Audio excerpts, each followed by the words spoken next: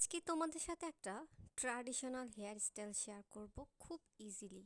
তো চলুন দেখা যাক আমি কিভাবে এই হেয়ার স্টাইলটা করেছি, স্টেপ বাই স্টেপ আপনাদের সাথে শেয়ার করব, আর আপনারা চাইলে এই স্টাইলটা অ্যাপ্লাই করতে পারেন। তো চলুন দেখা যাক। সো আমি ফার্স্টে হচ্ছে দুইটা সেকশন করেছি, চুলের উপরে একটা সেকশন, নিচে একটা সেকশন, আর সামনে দুই সাইডে দুইটা সেকশন, টোটাল হচ্ছে চারটা সেকশন। সো নিচের যে সেকশনটা, এটার মধ্যে হচ্ছে আমি একটা টাইট করে বেনি করে ফেলেছি অলরেডি। দেখেন আমি নিচে একটা রাবার ব্যান্ড দিয়ে বেঁধে ফেলেছি।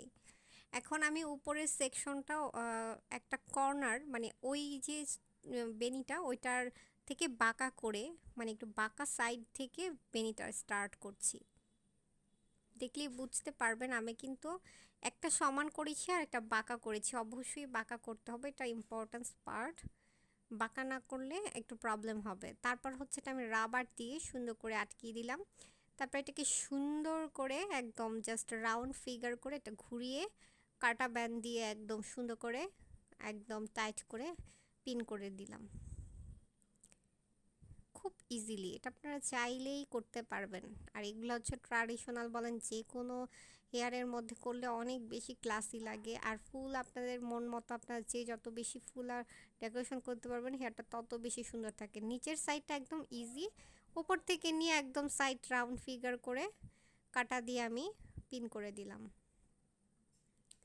ইটস সিম্পল, জাস্ট দেখেন পুরো মাথাটা জুড়ে মনে হইতেছে কত বড় একটা খোপা।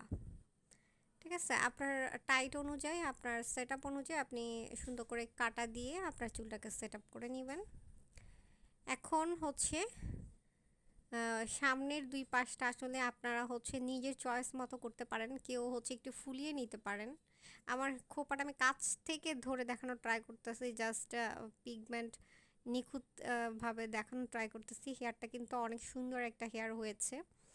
আপনারা চাইলে এটা বাসায় এই ধরনের হেয়ার যে কোনো শাড়ির সাথে করে নিতে পারেন। সামনের চুলগুলো আমি জাস্ট একটু পেঁচিয়ে নিচের দিকে পিন করলাম ক্লিপ দিয়ে। তারপরও হচ্ছে উপর দিকে একদম আমি একদম এটাকে পিন করে ঘুরিয়ে দিলাম।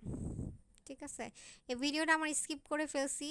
আমি হচ্ছে সামনের দুইটা চুল হচ্ছে পেঁচিয়ে নিচের একদম একটু টুইস্ট টাইপের করে একদম পিছনের চুলগুলোতে পেঁচিয়ে দিয়েছে। আমার এই ভিডিওটা স্কিপ হয়ে গেছে, সো আপনারা একটু বুঝে নেবেন। তারপর হচ্ছে মিডল যে একটু ফাঁকা ছিল ওখানে একটা ফ্লাওয়ার লাগিয়েছি। আর নিচে হচ্ছে আপনার বাসায় মন মতো ফ্লাওয়ার লাগাতে পারেন আপনাদের যার কাছে আছে। আমার হাতের কাছে একটা মালা খুব ইউনিক লাগলো, দ্যাটস হোয়াইট কালার মালাটা দিয়ে দিলাম।